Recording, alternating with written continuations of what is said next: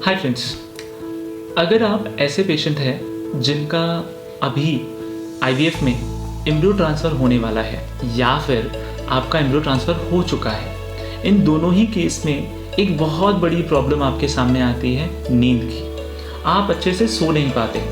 कुछ लोगों को ये लगता है कि मेडिसिन लेने की वजह से आपको नींद नहीं आ रही। फ्रेंड्स, ऐसा नहीं है। मेडिसिन तो आपको हेल्प करेंगे नींद के लिए, प्रॉब्लम जो होती है वो कुछ और ही होती है। तो फ्रेंड्स, आज का वीडियो ये उन्हीं पेशेंट्स के लिए है जिनको नींद आने में प्रॉब्लम आती है ड्यूरिंग प्रेगनेंसी या फिर आईवीएफ के टाइम पे, जब आपने एम्ब्रियो ट्रांसफ़र करवाना है या करवा चुके हैं। इसके बीच में ये जो बीटा एचसीजी आने का टाइम होता है, इस टाइम पे सबसे ज़्यादा घबराहट होती है, नींद सबसे ज़्यादा इसी टाइम पे जाती है। सो फ्रेंड्स, मैं Suryakant Prasad at Arun's fertility and IVF centre आज आपको बताता हूँ कि क्यों हमें नींद नहीं आती और हमें क्या करना चाहिए कि नींद अच्छे से आ सके। नींद हमारी लाइफ में बहुत ज़्यादा ज़रूरी है। अगर आप अच्छी नींद नहीं लेंगे तो उससे एक स्ट्रेस तो होता ही है, एक मेंटल स्ट्रेस होता है, लेकिन नींद बहुत ज़्यादा हेल्प करता है आपके मेंटल जो भी स्टेटस है उसको रिकवर करने के लिए। ऊपर से फिज़िकली अगर हमें कोई चोट लगी है या फिर हम किसी भी चीज़ से रिकवर कर रहे हैं फिज़िकली, तो बॉडी रिकवरी के लिए भी नींद बहुत ज़्यादा हेल्पफुल होती है। इसका एक बहुत ही नेगेटिव इम्पैक्ट होता है। अगर आप स्लीप अच्छी ना ले, नींद अच्छी ना ले, तो उसका एक नेगेटिव इम्पैक्ट है आपकी प्रेगनेंसी पे। वो ऐसे कि अब मान लीजिए आपकी अभी एम्ब्रियो ट्रांसफ़र हुई है और अभी आप मेडिसिन ले रहे हैं, लेकिन आपको नींद नहीं आ पा रही। तो ये जो नींद नहीं आ रही, उसकी वजह से हो सकता है आगे चल के आपका जो बेबी है वो इम्प्लांट भी ना हो। फर्स्ट पॉइंट अगर हम देखें कि किस वजह से नींद नहीं आती, तो फर्स्ट पॉइंट आता है इमोशनल स्ट्रेस। मतलब आपको बहुत डर रहता है कि मैंने अभी एम्ब्रियो ट्रांसफ़र कराया है या करवाने वाली हूँ, तो क्या होगा, एम्ब्रियोज कैसे होंगे, क्या वो इम्प्लांट करेंगे, क्या मेरा बीटा पॉजिटिव आएगा। ये बहुत सारे क्वेश्चंस आते हैं। फ्रेंड्स, आपको ये सोचने की ज़रूरत नहीं है। आपके आईवीएफ सेंटर जब भी आपका एम्ब्रियो ट्रांसफ़र करते हैं तो वो पहले अश्योर करते हैं कि पहली बात आपका एम्ब्रियो अच्छा हो, आपकी उस एम्ब्रियो की क्वालिटी अच्छी हो, दूसरा आपका एंडोमेट्रियम अच्छा हो। ये दोनों पैरामीटर्स जब फिक्स होते हैं, अच्छे होते हैं, तभी कोई आईवीएफ सेंटर आपका बेबी को आपके अंदर इम्प्लांट करता है। ओके, तो पहली बात तो आपको इमोशनल स्ट्रेस कम करना है। ये कम करने के लिए आप मेडिटेशन कर सकते हैं, सुबह को या शाम को या दोनों ही टाइम आप मेडिटेशन कीजिए। सोने से पहले करेंगे तो ज़्यादा अच्छा है, आपको नींद अच्छी आएगी। दूसरी एक बात आती है यूरिनेशन, यानी कि पेशाब का प्रेशर बहुत ज़्यादा आता है। ये क्यों आता है? फ्रेंड्स, जब आपका एम्ब्रियो ट्रांसफ़र हो गया या फिर आप प्रेग्नेंट हो गई, तो आपका बॉडी में एक हार्मोन HCG ये बहुत ज़्यादा हाई होने लग जाता है। ये धीरे धीरे बढ़ता है। इसके बढ़ने की वजह से यूरिन का प्रेशर ज़्यादा आता है।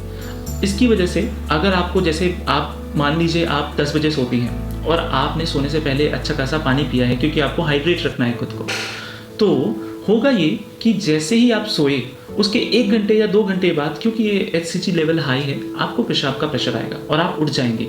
इसमें आपका स्लीप साइकिल खराब हो जाएगा। आपको करना ये है कि आप सुबह में पानी पी लीजिए जितना पी सकते हैं, और शाम से ही, जब आप मान लीजिए मुझे 8 बजे खाना खाना है, तो आप 8 बजे खाना खा के पानी जब पी लेते हैं, उसके बाद ऑलमोस्ट 2 घंटा वेट कीजिए। आप नॉर्मल वॉक पे जाइए, उसके बीच में आप पानी नहीं पीजिए। आप वॉक पे जाइए, दूध पी लीजिए गर्म, वो ज़्यादा हेल्पफुल होता है। उसके बाद पानी पी के रिलैक्स कीजिए, 2 घंटा, 1 घंटा घूमिए, 2 घंटा वेट कीजिए।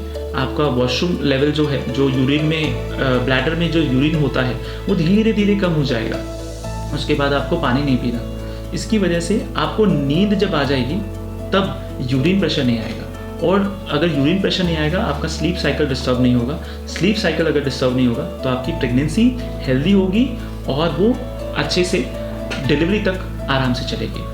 फ्रेंड्स, नेक्स्ट पॉइंट आता है कि हमें क्या अवॉइड करना चाहिए अगर खाने में कुछ अवॉइड करना है। फ्रेंड्स, पहले तो आपको स्पाइसी फूड ख़त्म करना है। आप सोने से पहले शाम को, जब शाम हो जाती है, आपको खाना खाना है या आप 8 बजे या 9 बजे खाते हैं, आपको स्पाइसी फूड नहीं खाना। दूसरा, आपको एनर्जी ड्रिंक नहीं लेना। तीसरा, आपको कॉफ़ी या फिर टी ये सब नहीं लेना। आपको नॉर्मल गर्म दूध, उसमें थोड़ा हेल्दी डाल करके आप पी सकते हैं। और ये ध्यान देना है कि ये जो भी आपने पिया है, दूध या पानी, ये आप सोने से 2 घंटे पहले ही पिए, हो आपको नींद अच्छी आएगी। उसके अलावा अगर हम और बातों पे ध्यान दें तो आप सोने के लिए जब सोने जा रहे हैं तब आप लैपटॉप या फिर मोबाइल या टीवी ये देखना बंद कर दें, क्योंकि इसकी जो ब्लू रेज होती हैं जो हमारे स्क्रीन से आती हैं ये आपकी स्लीप साइकिल को डिस्टर्ब करती हैं। एक और पॉइंट ये है कि आप अपने सोने का एक शेड्यूल बना लीजिए।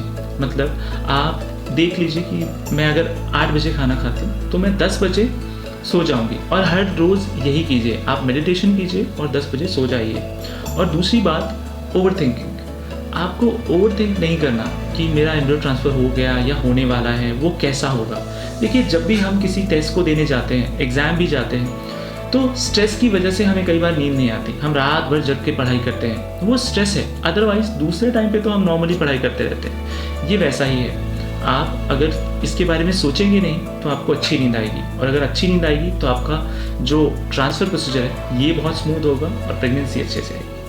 तो फ्रेंड्स, ये था आज का हमारा टॉपिक, जिसमें हम ये देख रहे थे कि अगर नींद ना आए तो हमें क्या क्या कॉम्प्लिकेशंस हो सकती हैं, जैसे स्ट्रेस हो सकता है, प्रेगनेंसी लॉस हो सकता है, इसके सॉल्यूशंस भी हमने देखे। तो फ्रेंड्स, मिलते हैं नेक्स्ट वीडियो में, जहां ऐसे ही कुछ और इंटरेस्टिंग टॉपिक जो आपकी प्रेगनेंसी में हेल्प करेंगे ये हम लेके आते हैं। Thank you so much.